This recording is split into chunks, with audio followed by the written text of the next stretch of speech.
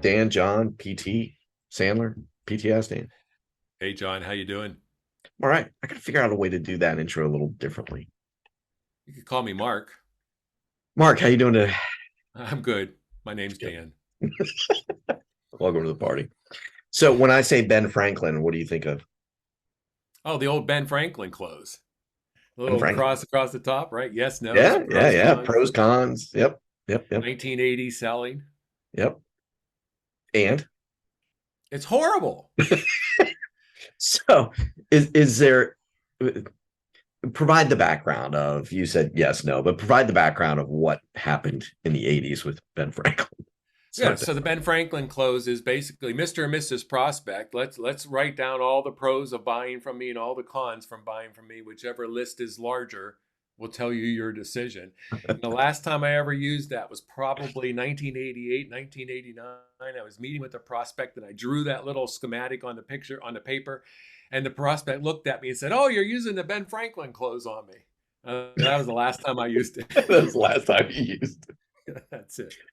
Do you think it has any application in today's world when it comes to thinking something through with somebody that's less emotionally buying or involved in the process?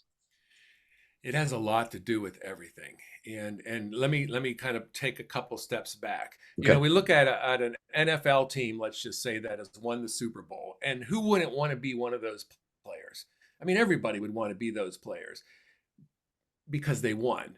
But how many people would want to go through all the blood, sweat, and tears it took to get there, all the way from when they were in Pee Wee football all the Yeah. way up? Very few of us. Yeah. We look at sales. What's the pros of being in sales? Well, you can almost kind of be your own boss. You can make a lot of money. Your time is available to do whatever you want to do. What are the cons? Well, rejection, failure, lack of success, sleepless nights worrying about a deal. I mean, I was just talking to a friend of mine the other day who lost a $10,000 commission on a sale. He got the news that morning.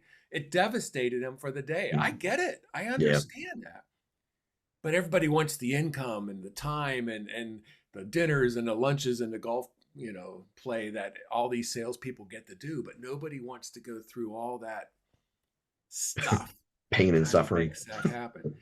So now we're meeting with prospects, and the prospects thinking whether or not they should use us. And kind of in our mind, we're showing them all the great stuff they get in using us, and here's all their pains and problems if they don't use us.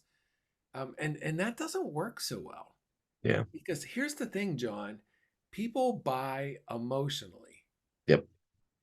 And so you have to get the person feeling emotion as to why they need your product or service, not this logistical pros and cons, and that's too intellectual.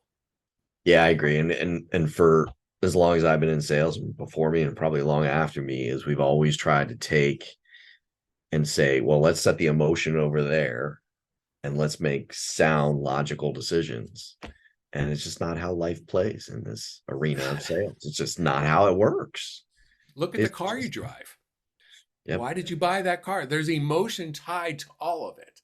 We Yeah. don't need air conditioning. We don't need radios to get from point A to point B. Yep. But we have that stuff. We have colored cars. We have great sound systems. We have heated seats. Really? That's pure emotion. And that's okay, by the way. There's nothing wrong with that. But just realize what it is. Yeah. People don't remember what you say, but they remember how you made them feel and they make decisions off of that, That's a great way to end this. like it or not. See you tomorrow. Take care.